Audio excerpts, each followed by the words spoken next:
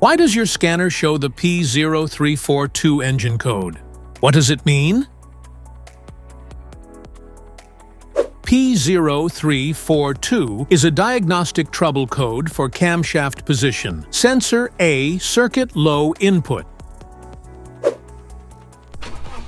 The P0342 code stands for Camshaft Position Sensor A circuit low input. It triggers when the engine control module, ECM or PCM, detects that the voltage signal from the camshaft position sensor on bank 1 is continuously lower than the manufacturer's expected range. Under these circumstances, stop driving and repair your vehicle immediately.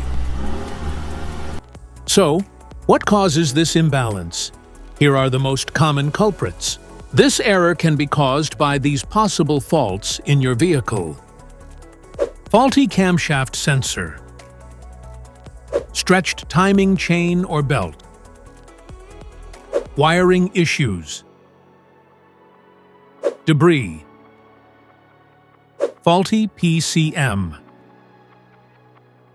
Each DTC code corresponds to a specific issue in your vehicle.